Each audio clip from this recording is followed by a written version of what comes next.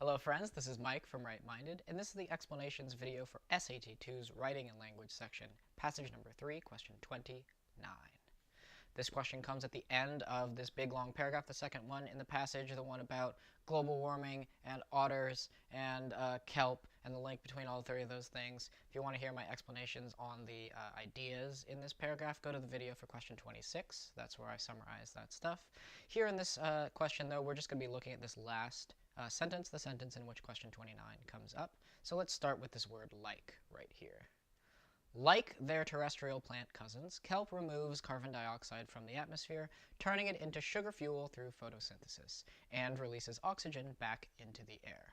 All right, whenever you see a question like this anywhere in the writing section, the first thing you're going to do is go find that question on the page, and then looking at the answer choices, answer the question for yourself. Is this a grammar question or a writing strategy question? In other words, do we have all of the information we need? Is this just the kind of question where they're asking us how should we phrase this thought that we're trying to say? Or do we need more of an understanding of the context? Do we need to know the meanings of the passage in order to decide what kind of thought we should even put here based on what the author's main sort of goals are for the passage? Well, in these answer choices and in this question, these answer choices just vary based on the individual words we're going to use right here. This is, in other words, this is a grammar question. We're just trying to figure out how we should phrase this thought. We're not trying to decide which thought we should express. So let's think about the grammar of this sentence sort of in isolation, and really let's think about how this sentence parses. Let's think about what this sentence is saying and how it's structured. So let's take another look at this, reading the sentence again here. Like their terrestrial plant cousins. So here this is either like their cousins or like they are cousins. That's answer choice B right here. Like they are cousins, or like its cousins, or like it is cousins. All right, so like their terrestrial plant cousins, kelp removes carbon dioxide from the atmosphere, turning it into sugar fuel through photosynthesis, and releases oxygen back into the air.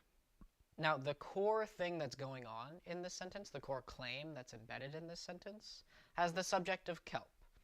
This is a sentence about kelp, and the main thing that we're saying about kelp is that kelp removes carbon dioxide. We're also saying another thing later on. We're saying kelp removes carbon dioxide, and it also does this other thing. It also releases oxygen back into the air. These are the main things that this sentence is saying, that kelp removes carbon dioxide and kelp releases oxygen. Now we have these two subordinate clauses that sort of add a little bit of nuance or color to these sentiments. Here, this one, for example, turning it into sugar fuel through photosynthesis, helps us understand how kelp removes carbon dioxide. So kelp removes carbon dioxide from the atmosphere, turning it into sugar fuel through photosynthesis. That's how it removes carbon dioxide. It removes carbon dioxide and turns it into sugar fuel. And then we have this other subordinate clause right here, and this is really the kicker. This like its terrestrial plant cousins. Whatever kelp is doing, and here kelp is removing carbon dioxide, it's doing that thing like terrestrial plant cousins. So this subordinate clause is sort of modifying kelp. It's sort of giving us some more detail about what kelp is doing. And it's comparing kelp to the terrestrial plant cousins. It's comparing kelp to cousins. Now the question is, which word should we use here? And I've been really carefully trying to avoid using this word, because once you're clear on the subject of this sentence, that's really where the rest of the question follows. Really, the answer to should we use well, okay, just to knock out a few of the other answer choices. First, we're comparing kelp to the cousins of kelp. We're comparing kelp to kelp's cousins. We're saying that it removes carbon dioxide in the same way that kelp's cousins remove carbon dioxide. That is to say that this is a possessive determiner. This is a possessive, it's an apostrophe S. We're not saying, in other words, we're not saying like they are terrestrial plant cousins. We're not saying like that kelp removes carbon dioxide as though they are terrestrial plant cousins. We're comparing what kelp is doing to what the cousins of kelp's possessive cousins do.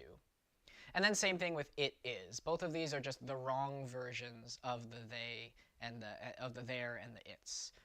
It's not like it is terrestrial plant cousins. We're not saying like, man, kelp removes carbon dioxide so well that it's almost like it's a terrestrial plant cousin.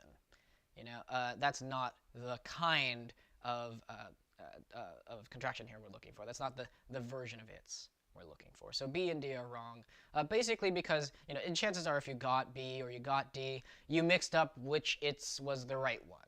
It's less likely that you made the grammar mistake, more likely that you thought that this was the possessive its, that this was the its where it's like my. And same thing with the they are and the there. You probably just mixed these two up and you thought this was the possessive there, even though this is the possessive there. So that's B and D. Now let's talk about why it's its instead of there. Why it's answer choice C instead of answer choice A. Why it's its instead of there.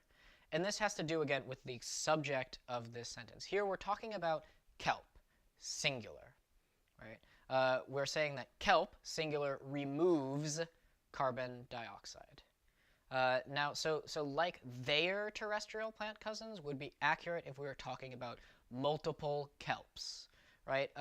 Let's think about urchins, for example. If this were urchins who remove, this would say remove, not removes. If it's urchins that remove carbon dioxide, these urchins remove carbon dioxide like their plant cousins, all of their plant cousins. But this isn't what we're talking about. We're talking about kelp, singular. Kelp removes carbon dioxide like its plant cousins. This is the difference between plural subject and singular subject. Here, kelp is a singular subject, so we use its. Really, the clues here are, well, the big clue is that kelp is singular. This isn't kelps. But here, the extra clues are in these removes and releases. These are the main verbs that attach to the word kelp. The main things that kelp is doing. Kelp is removing stuff, and kelp is releasing stuff. Here, kelp removes carbon dioxide. It releases oxygen, whereas a plural subject, urchins. Urchins would remove, no S. Urchins, plural, would release oxygen, not releases. You wouldn't say urchins removes. You wouldn't say urchins releases. So singular versus plural, that's the difference between A and C. That's all for this question. I'll see you in the next one.